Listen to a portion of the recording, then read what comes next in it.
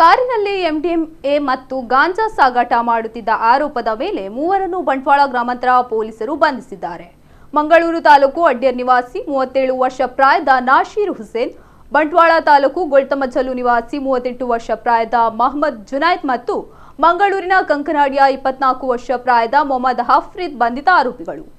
ಬೆಳ್ತಂಗಡಿ ಪುಂಜಲಕಟ್ಟಿ ಬಂಟ್ವಾಳ ರಾಷ್ಟ್ರೀಯ ಹೆದ್ದಾರಿ ಮೂಲಕ ಸ್ವಿಫ್ಟ್ ಕಾರಿನಲ್ಲಿ ಮೂವರು ನಿಷೇಧಿತ ಮಾದಕ ವಸ್ತುಗಳನ್ನು ಸಾಗಿಸುತ್ತಿರುವ ಬಗ್ಗೆ ಮಾಹಿತಿದಾರರಿಂದ ಬಂದ ಖಚಿತ ಮಾಹಿತಿ ಮೇರೆಗೆ ಬಂಟ್ವಾಳ ಗ್ರಾಮಾಂತರ ಠಾಣೆಯ ತನಿಖಾ ವಿಭಾಗದ ಪೊಲೀಸ್ ಉಪನಿರೀಕ್ಷಕ ರನ್ನಾಗೌಡ ಎಸ್ ಪಾಟೀಲ್ ನೇತೃತ್ವದ ತಂಡ ಆಲಂಪುರಿ ಸಾಲುಮರದ ತಿಮ್ಮಕ್ಕ ರಾಷ್ಟ್ರೀಯ ಉದ್ಯಾನವನದ ಬಳಿ ಬುಧವಾರ ಸಂಜೆ ಕಾರ್ಯಾಚರಣೆ ನಡೆಸಿತು. ಪೊಲೀಸರನ್ನು ಕಂಡು ಕಾರನ್ನು ವೇಗವಾಗಿ ಚಲಾಯಿಸಿದ್ದು, ಪೊಲೀಸರು ನಿಲ್ಲಿಸಲು ಸೂಚಿಸಿದಾಗ ಸ್ವಲ್ಪ ಮುಂದೆ ಹೋಗಿ ನಿಂತಿದೆ.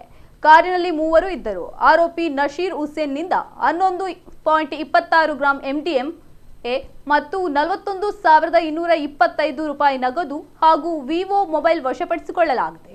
ಮೊಹಮ್ಮದ್ ಜುನೈದ್ನಿಂದ 11.31 ಗ್ರಾಂ MDMA ಹಾಗೂ 3 ಮೊಬೈಲ್ಗಳನ್ನು ಮತ್ತು ಮೊಹಮ್ಮದ್ ಹಫ್ರೀದ್ ಎಂಬಾತನಿಂದ 30.34 ಗ್ರಾಂ ಗಾಂಜಾ ಹಾಗೂ ಮೊಬೈಲ್ ಫೋನ್ ವಶಪಡಿಸಿಕೊಳ್ಳಲಾಗಿದೆ.